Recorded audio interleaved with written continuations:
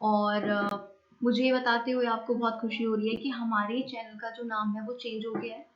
और आज से आप इस चैनल को जो देखेंगे वो देखेंगे सिलेक्शन मेट के तौर पर। यानी कि हमारे जो चैनल का नाम है अब वो क्या हो गया है, सिलेक्शन मेट हो गया है। तो आई होप आप इस चैनल से पहले से जुड़े हुए हैं, और अगर जुड़े हुए नहीं हैं तो चैनल को सब्सक्राइब ज़रूर कर लें। ठीक है गाइज। और सबसे इम्पोर्टेंट चीज़ जो आज खास है वो ये है कि आज हम डिस्कस कर रहे हैं यहाँ पर जूनियर एडिट के लिए एक प्रैक्टिस सेट। ठीक है, जो कि टॉप 20 क्वेश्चंस का होगा, जिसमें 10 क्वेश्चंस मैथ्स के होंगे और 10 क्वेश्चन साइंस के होंगे। ठीक है, तो हम थोड़े थोड़े क्वेश्चंस लेकर, और क्वेश्चंस वही होंगे जो बिल्कुल इंपॉर्टेंट हैं, एग्जाम स्पेसिफिक हैं। तो मेरा नाम है प्राची और मेरे साथ आज आप लोग डिस्कस करने जा रहे हैं मोस्ट इम्पॉर्टेंट क्वेश्चंस जो कि मैंने लिए हैं, जो कि इम्पॉर्टेंट है एग्जाम के पॉइंट ऑफ व्यू से। तो आइए आज का वीडियो स्टार्ट करते हैं।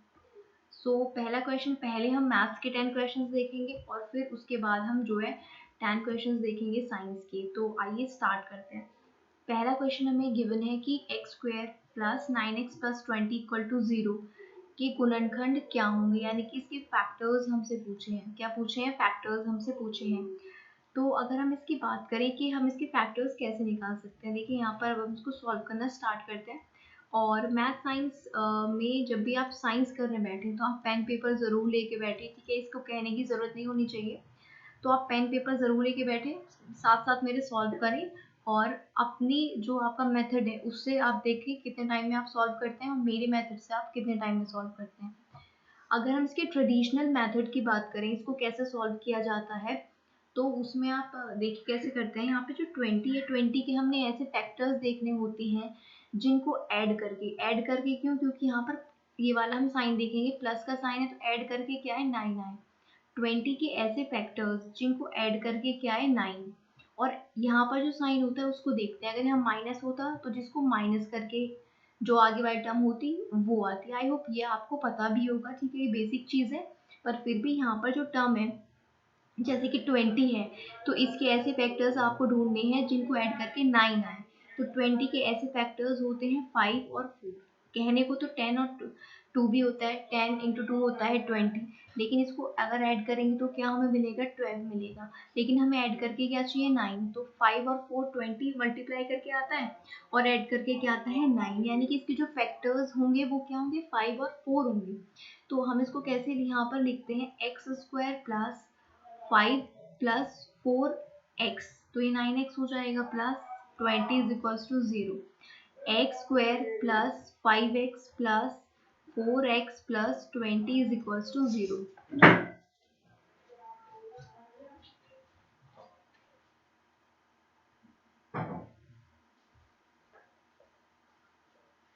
ठीक है, तो अब आगे हम इसको कैसे सॉल्व करेंगे। हम इसको ऐसे सॉल्व करेंगे कि यहाँ पर अगर हम x कॉमन ले लें तो यहाँ पर आ जाएगा x प्लस 5, प्लस यहाँ पर 4 कॉमन ले लें तो यहाँ पर आएगा x प्लस 5, क्योंकि 4 5 20 इज इक्वल्स टू 0। तो यहाँ पर क्या आ जाएगा, x प्लस 5 और x प्लस 4, है ना, क्योंकि x प्लस 5 दोनों में है, और क्या बचेगा, x plus 4 is equals to 0। अब एक ही को अगर 0 रखेंगे, अगर हम x प्लस 5 को 0 रखते हैं तो x की वैल्यू हमें क्या मिलती है, -5। और ठीक है, अगर हम x प्लस 4 को 0 रखते हैं तो x की वैल्यू हमें क्या मिलती है, -4 मिलती है। तो यानी हम कह सकते हैं कि x की हमें यहाँ पर कौन सी वैल्यूज मिल रही हैं, x की जो हमें यहाँ पर वैल्यूज मिल रही है वो कौन सी वैल्यूज मिल रही हैं। एक सेकंड, थोड़ा सा अब इसको कर लेते हैं जिससे यहाँ पर थोड़ा स्पेस हम बना सकें। तो यहाँ पर हमें x की दो वैल्यूज मिल रही हैं, आप जैसे कि देख सकते हैं, -5 और -4।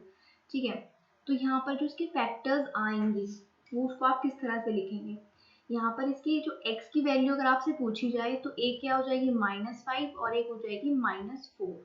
ठीक है, ऑप्शन में अगर आपको ऐसे दिया हुआ हो x प्लस 5 और x प्लस 4 तो वो भी ठीक है, क्योंकि इसी को तो हमने इक्वल टू 0 रखा था। तो इस तरह से अगर आपको ऑप्शन गिवन है तो यहाँ पर ये भी चीज़ सही होगी।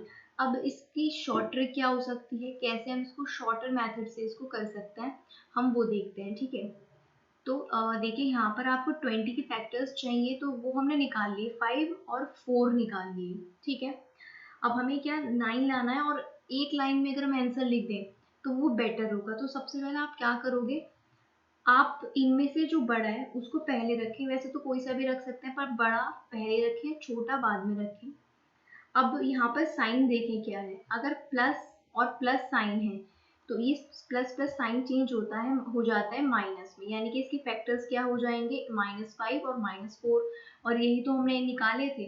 और उस फॉर्म में अगर इसको चेंज करना है तो 5 को इधर ले आएंगे तो x+5, 4 को अगर इसके पास ले आएंगे तो x+4 हो जाएगा।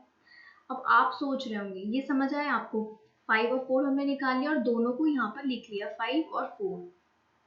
प्लस और प्लस चेंज होते हैं माइनस माइनस में, ये डायरेक्टली अगर आप याद करेंगे तो ही आप लिख सकते हैं, वैसे तो लॉन्ग मेथड से सॉल्व करके यही आता है।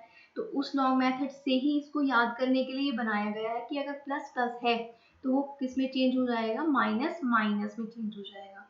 प्लस प्लस किस में चेंज होगा, माइनस माइनस में, तो इन दोनों के आगे माइनस लगा दिया और ये हमारा आंसर मिल गया। अब बात ये है कि सिर्फ प्लस प्लस हो ये ज़रूरी नहीं है, प्लस और माइनस भी हो सकता है, माइनस प्लस भी हो सकता है और माइनस माइनस भी हो सकता है, यही साइंस में आते हैं जो पूछे जाते हैं। तो प्लस प्लस को आप हमेशा माइनस माइनस में चेंज करोगे, प्लस माइनस को करोगे माइनस प्लस में, माइनस प्लस को करोगे प्लस प्लस में, और माइनस माइनस को प्लस माइनस में। ये अब पेयर में ही चेंज होता है, ये नहीं कि प्लस हमेशा माइनस में ही होगा, ठीक है। प्लस हमेशा माइनस में ही होगा, इसका कोई वो नहीं है, या माइनस प्लस में होगा, ये पेयर में ही चेंज होगा। तो ये जो चीज़ है ये आपको ध्यान रखनी है, इसको आप कहीं पे नोट करके लिख सकते हैं, ठीक है। मैं आपको थोड़ा और क्लियरली भी लिख कर यहाँ पर दे देती हूँ, इसको आप नोट कर लेंगे तो बहुत बेनिफिशियल होगा, एक दो बार पढ़ेंगे तो आपको ये लर्न हो जाएगा। Plus plus plus minus, minus plus और माइनस माइनस, तो प्लस प्लस माइनस में, माइनस में, प्लस माइनस माइनस प्लस में, माइनस प्लस प्लस प्लस में, और माइनस माइनस प्लस माइनस में। आप स्क्रीनशॉट ले लीजिए या इसको लिख लीजिए, ये आपके लिए बेनिफिशियल ज़रूर होगा। जो भी फैक्टर्स हैं उनको आप दोनों को लिख दो, और जो भी साइन है ये वाले इस तरफ वाले उनको इनमें चेंज कर दो, आपको आंसर मिल जाएगा। आई होप ये क्वेश्चन क्लियर होगा। नेक्स्ट पर मूव करते हैं। नेक्स्ट कहता है अगर 3x प्लस 4y प्लस 5 की वैल्यू है 0 और 6x minus k y plus 2 की वैल्यू क्या है, 0 है। दो इक्वेशन आपको गिवन है यहाँ पर, और इसमें कहा है कि इसका कोई हल नहीं है। ये जो दोनों इक्वेशंस हैं इनका कोई भी हल नहीं है, तो आपसे k की वैल्यू यहाँ पर पूछी है कि k की वैल्यू क्या होगी।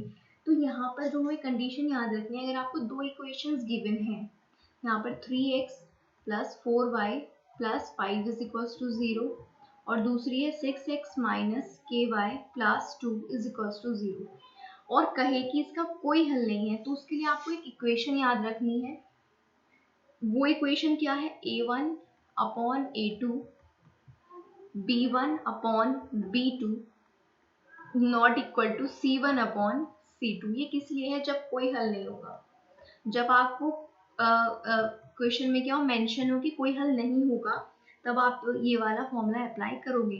तो आप जानते हो ये a1 है, ये b1 है और ये c1 है, ये a2 है, ये b2 है और ये c2 है, तो कोई हल नहीं होगा। तो आप क्या ध्यान रखोगे, a1 upon a2 is equals to b1 upon b2 not equals to c1 upon c2। इनकी वैल्यूज आप पुट कर दो क्योंकि आपको k की वैल्यू चाहिए। a1 क्या है हमारे पास 3, a2 कितना है 6, b1 है हमारे पास 4 और b2 कितना है -k। बस अब यहाँ से इसको हम सॉल्व कर सकते हैं, तो -3k is equals to 6 into 4 कितना हो जाएगा 24, क्रॉस मल्टीप्लाई कर दी 3 की -k से और 6 की 4 से, तो -3k इज इक्वल्स टू 24 और k की वैल्यू यहाँ से क्या आ जाएगी -8। तो k की वैल्यू आपसे पूछी है तो -8 आ जाएगा। आई होप जो ये कॉन्सेप्ट है आपको क्लियर होगा, जब कोई हल नहीं होगा तो आप इस इक्वेशन का यूज करेंगे। नेक्स्ट क्वेश्चन पर मूव करते हैं। नेक्स्ट कहता है वह छोटी से छोटी संख्या बताइए जो 9, 15 और 16 से विभाजित हो, यानी 9, 15 और 16 तीनों से, वो छोटी से छोटी संख्या जो इन तीनों से कटे, सिंपल लैंग्वेज में जो इन तीनों से कटे वो छोटी से छोटी संख्या आपको बतानी है। तो जहाँ आपसे छोटी से छोटी संख्या पूछी जाए, छोटा वर्ड जहाँ पर आपको गिवन हो, उसका क्या मतलब होगा, एलसीएम होगा, ठीक है। एलसीएम यानी कि लसापा जिसको हम बोलते हैं, क्लियर है। छोटे से छोटा जहाँ पूछा जाए वहाँ आप एलसीएम निकाल दो, जहाँ बड़ा वर्ड आ जाए, बड़े से बड़ा, वहाँ आपको हाईएस्ट कॉमन फैक्टर यानी कि HCF यानी कि MSP निकालना होता है। ठीक है, तो छोटा वर्ड जहाँ है आपने क्या निकालना है, LCM, जहाँ बड़ा वर्ड है वहाँ पर HCF। तो यहाँ पर आप देख सकते हो, यहाँ पर आपसे कहा है किसके लिए, छोटी से छोटी संख्या के लिए। तो ठीक है, इसका हम LCM ले लेते हैं और हमारे पास क्या हमें आंसर मिल जाएगा। तो यहाँ पर अगर इसके LCM आई होगा, आपको लेना आता होगा, तो मैं यहाँ पर सॉल्व इसको कर रही हूँ।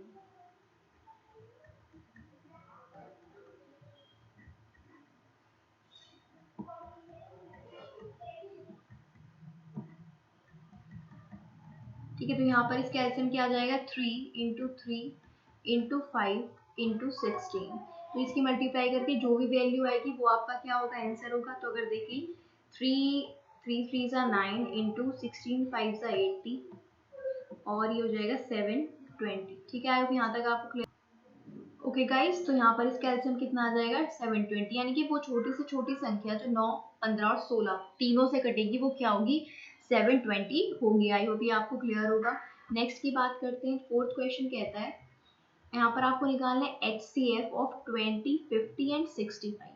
ठीक है, 20 और 50 और 60 में हाईएस्ट कॉमन फैक्टर क्या हुआ, कॉमन फैक्टर यानी कि इसमें क्या बोला है कि 20 50 और 65 में जो कॉमन वैल्यू होगी सबसे बड़ी वो बतानी है, सिंपल। ठीक है, तो अगर आप इसके फैक्टर देखें, 5 की फॉर्म में देख लेते हैं, हमें लग रहा है कि 5 से तीनों टर्म्स कट रही है। तो 5 4 ज़ा 20 और 5 10 ज़ा 50 और यहाँ पर क्या हो जाएगा 5 13। तो यहाँ पर 5 4 है, यहाँ पर 5 5 2 ये आ जाएगा। ठीक है, और यहाँ पर क्या है 5 और 13 है। तो इनमें हाईएस्ट कॉमन फैक्टर देख लो, वो हाईएस्ट वैल्यू, वो हाईएस्ट डिजिट जो तीनों में कॉमन हो। तो 5 5 5, एक ही 5 तो कॉमन है। तो यहाँ पर जो इसका HCF आ जाएगा क्या हो जाएगा, 5 हो जाएगा। 5 ही तो कॉमन है। अच्छा, इन दोनों में देखें तो एक 2 और कॉमन आ जाएगा, लेकिन 2 इसमें तो नहीं है, तीनों का हमने निकालना है। तो यहाँ पर हाईएस्ट कॉमन फैक्टर क्या हो जाएगा, 5 हो जाएगा। फिफ्थ क्वेश्चन पर अगर हम बात करते हैं, फिफ्थ क्वेश्चन कहता है तीन क्रमागत संख्याओं का जो योग है यानी कि एडिशन है वो पहली संख्या से कितना ज्यादा है, 27। तो पहली संख्या पूछिए, तो मान लेते हैं वो तीन संख्या क्या है, x प्लस 1 और x प्लस 2 है। और क्या बोला है कि इन लगातार क्रमागत, लगातार यानी कि क्रमागत कॉन्जिक्यूटिव यहाँ पर पूछिए, लगातार तीन संख्याएं।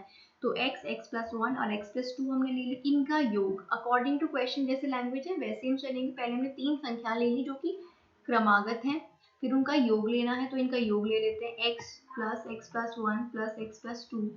वो कितना है, पहली संख्या से 27 ज्यादा। पहली संख्या क्या है, x, और इससे कितना ज्यादा है, 27। तो अकॉर्डिंग टू क्वेश्चन हमने जो भी लैंग्वेज गिवन थी उसके अकॉर्डिंग हमने ये लिखा।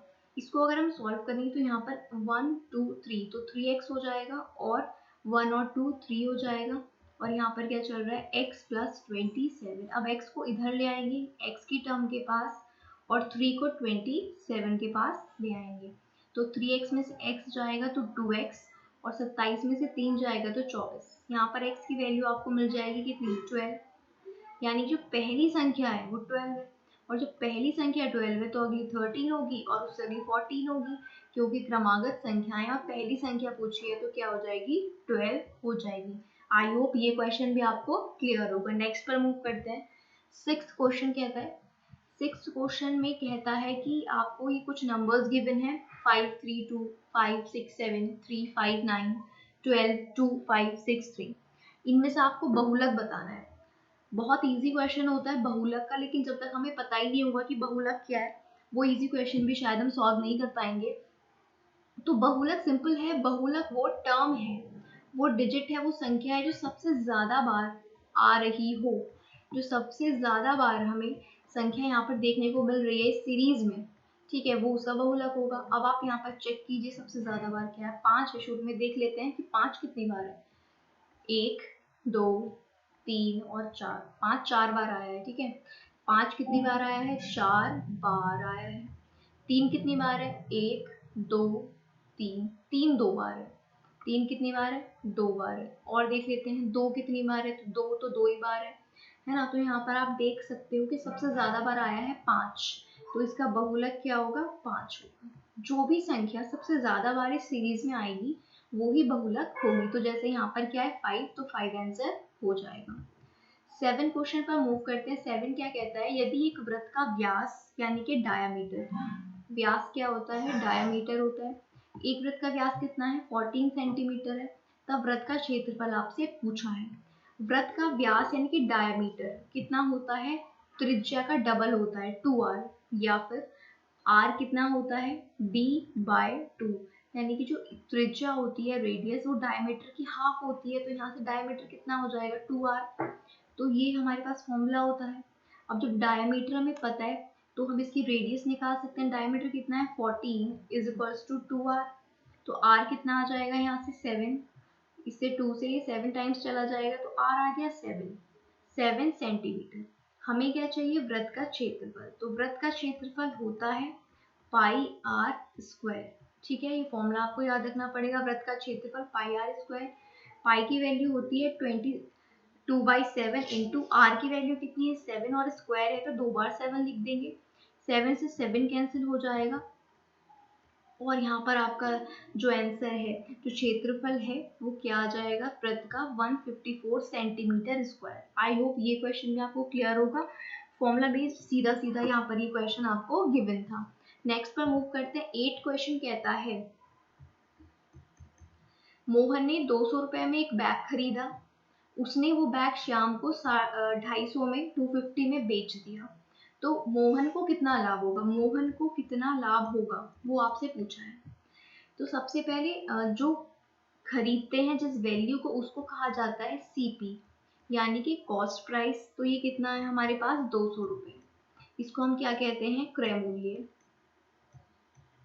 ठीक है, जिसमें हम किसी वस्तु को खरीदते हैं जिस रुपए में वो कॉस्ट प्राइस होता है सीपी, यानी कि क्रय मूल्य। और जिसमें बेचते हैं जो कि 250 में बेचा गया है उसको क्या बोलते हैं, उसको बोलते हैं एसपी, यानी कि सेलिंग प्राइस, यानी कि विक्रय मूल्य। ठीक है, तो ये आपको क्लियर है। उसने, मोहन ने खरीदा 200 रुपए में, हमने यहाँ पे लिखा, बेचा मोहन ने शाम को 250 रुपए में, तो पूछा है कि मोहन को कितना लाभ होगा उसको बेचने पर। तो यहाँ हमें छोटी डिजिट है तो हम इजीली देख यहाँ पर ऑब्जर्व कर सकते हैं कि उसको फायदा हुआ है, लाभ हुआ है, प्रॉफिट हुआ है, क्योंकि 200 में उसने खरीदा और 250 में बेचा, लेकिन कितने का लाभ हुआ। तो लाभ यानी कि प्रॉफिट निकालने के लिए आप क्या करोगे, एसपी माइनस सीपी करोगे। एसपी माइनस सीपी से आपका लाभ आ जाएगा 250 माइनस 200, तो आपका लाभ कितना आ जाएगा यहाँ पर 50 रुपए का, 50 रुपए का लाभ। अब लाभ पूछा है यहाँ पर तो आंसर क्या हो जाएगा 50 रुपए, 50 रुपए का लाभ है। अगर लाभ परसेंट पूछे, अगर आपसे प्रॉफिट परसेंट पूछे तो वो आप कैसे निकालोगे, जितना आपको प्रॉफिट यानी कि लाभ हुआ है अपॉन सीपी इंटू 100।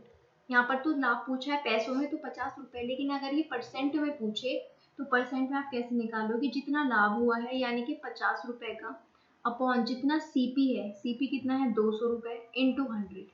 ठीक है, तो इसको जब हम सॉल्व करेंगे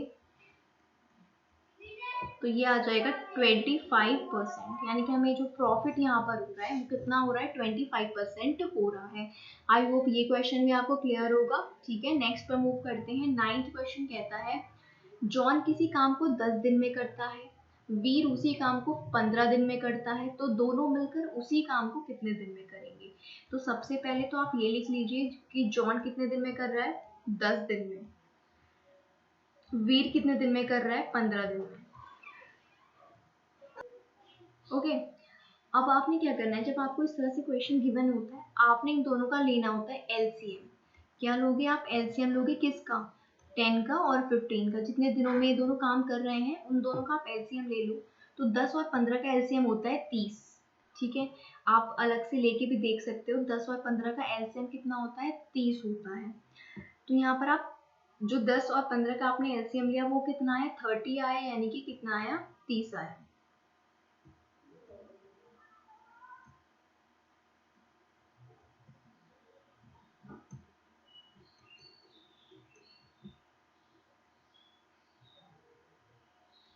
ठीक है, तो जो इनका एलसीएम होगा आप यहाँ पर उसको लिख दोगे। अब आपने क्या करना है, इस वैल्यू से इस एलसीएम को क्या करना है, डिवाइड, यानी कि कैसे 30/10, तो क्या आएगा 3। यहाँ पर भी क्या करना है 30/15, तो यहाँ पर क्या आ जाएगा 2। इन दोनों का आपने एलसीएम लेना है, यहाँ पर ये क्या लिख दिया है हमने एलसीएम, और फिर क्या करना है, इसको इससे डिवाइड करना है तो 3, और इसको इससे डिवाइड करना है 3, यानी कि जो जॉन है वो 10 दिन में कोई काम करता है 3 की एफिशिएंसी से, यानी कि उसकी कार्य क्षमता क्या है, उसकी एफिशिएंसी क्या है, यहाँ पर 3 है।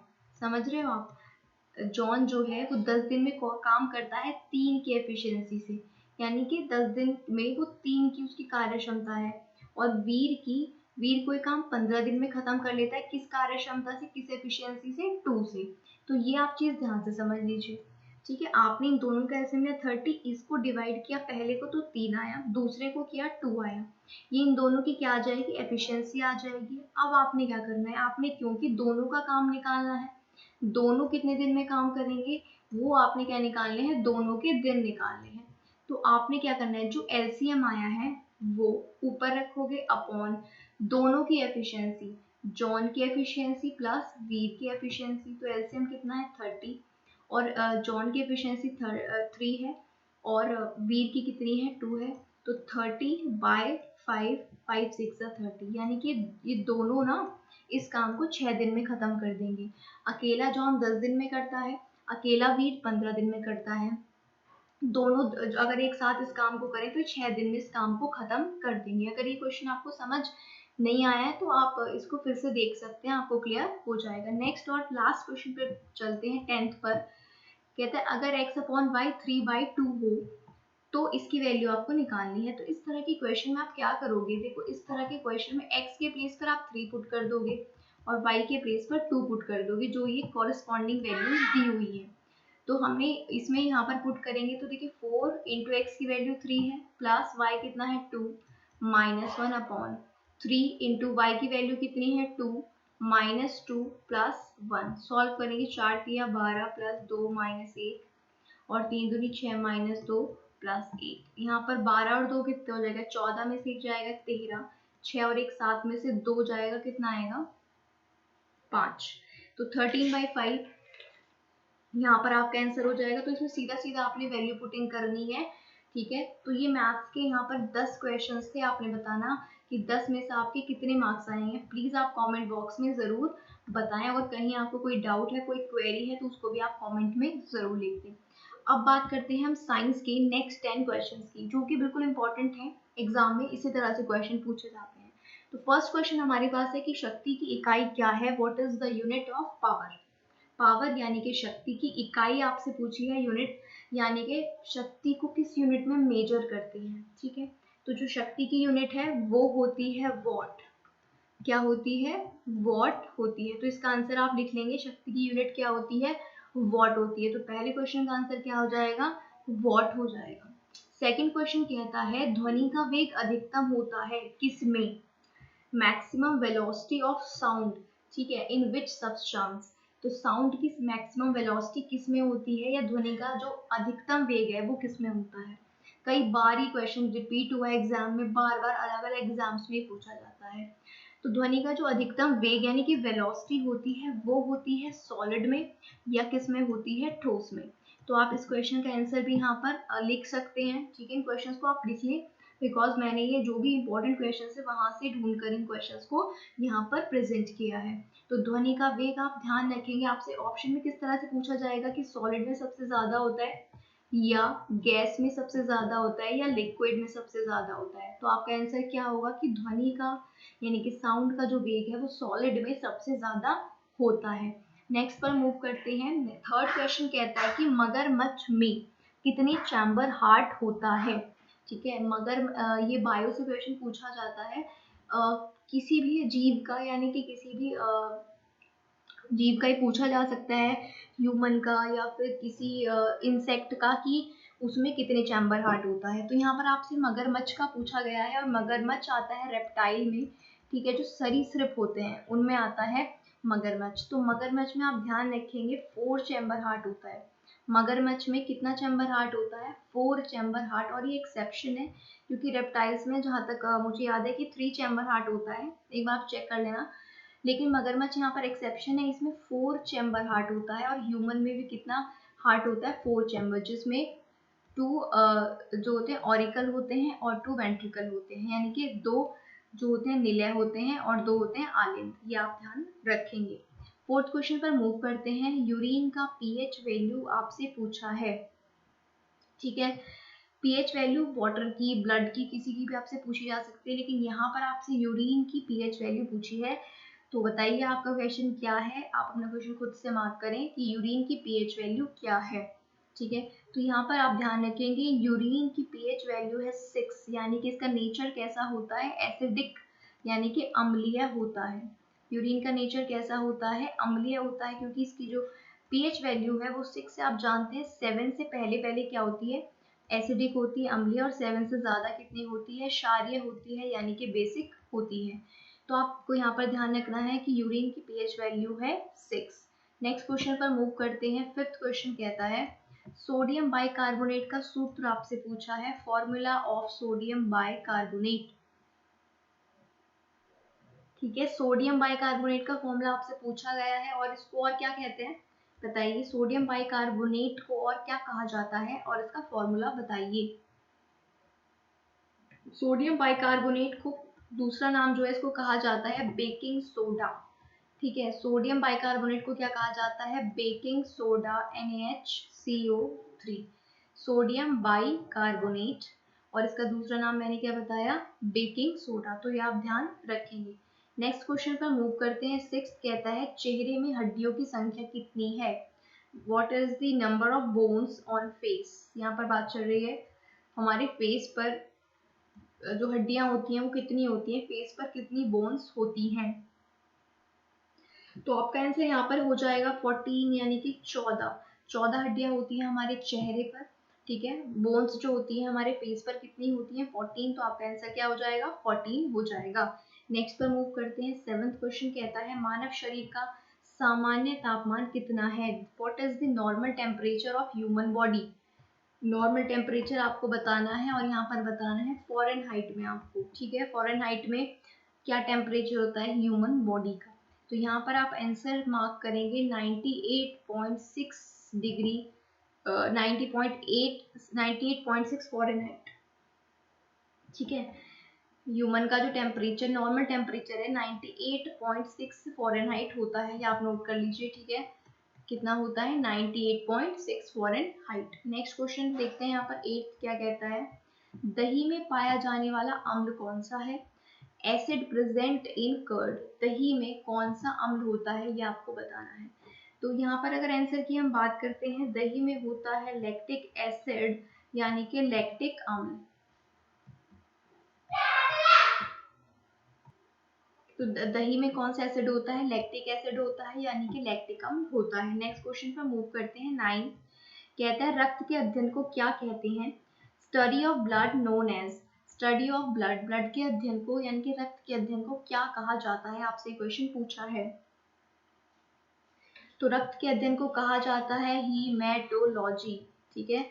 ये आप ध्यान रखेंगे। रक्त के अध्ययन को यानी कि स्टडी ऑफ ब्लड को हीमेटोलॉजी कहा जाता है। अलग अलग जो अध्ययन करते हैं, स्टडीज हैं, उनके नेम पूछे जाते हैं। रक्त के अध्ययन को क्या कहा जाता है, या फिर there are lot of questions related to this topic, जिस पर हम बाद में डिस्कशन करेंगे। तो रक्त के अध्ययन यानी स्टडी ऑफ ब्लड को क्या कहते हैं? हीमेटोलॉजी कहते हैं। नेक्स्ट क्वेश्चन 10th हमारा साइंस का लास्ट क्वेश्चन है। शेविंग मिरर में कौन सा मिरर होता है? जो शेविंग मिरर होता है, दाढ़ी बनाने वाला जो शीशा होता है, उसमें कौन सा मिरर लगा होता है? ऑप्शन आपके पास क्या होगा? कॉनकेव, कॉन्वेक्स, यानी कि अवतल दर्पण होता है, या फिर उत्तल दर्पण होता है। इनमें से आपको क्या करना है? आंसर मार्क करना है। तो आप याद रखेंगे, बहुत बार ये क्वेश्चंस जो हैं रिपीटेड क्वेश्चंस हैं सारे, और इम्पॉर्टेंट भी हैं। भले आपको हो सकता है ये इजी लग रहे हो, लेकिन यही क्वेश्चंस बार बार एग्जाम में पूछे भी जाते हैं। तो शेविंग मिरर में होता है कॉनकेव लेंस, कॉनकेव मिरर, यानी कि अवतल दर्पण। जो शेविंग मिरर होता है उसमें कौन सा दर्पण होता है? अवतल दर्पण होता है। ठीक है, तो ये आप याद रखेंगे। सो गाइज, ये आज का वीडियो था हमारा। अगर आपको क्वेश्चंस अच्छे लगे हैं और आपका रिवीजन अच्छा हुआ है, चाहे आपने पहली बार देखे हैं या फिर रिवाइज भी किए हैं, तो वीडियो को लाइक ज़रूर करें अगर क्वेश्चंस अच्छे लगे हैं तो। अपने फ्रेंड्स के साथ इस वीडियो को प्लीज़ ज़्यादा से ज़्यादा आप शेयर भी करें, और अगर चैनल पर नए हैं तो सब्सक्राइब कर लें, क्योंकि हम बहुत से टॉपिक्स भी डिस्कस कर रहे हैं साइंस के, मैथ्स के, आप चैनल पर देख सकते हैं। और इसी तरह के और हमारे प्रैक्टिस सेट भी हम डिस्कस करेंगे इसी चैनल पर, तो सब्सक्राइब करके बेल आइकन को आप ज़रूर प्रेस करें। ओके, और हमारे चैनल को आप अपने दोस्तों के साथ शेयर भी करें और सब्सक्राइब ज़रूर करें सिलेक्शन मेट को। Thank you for watching.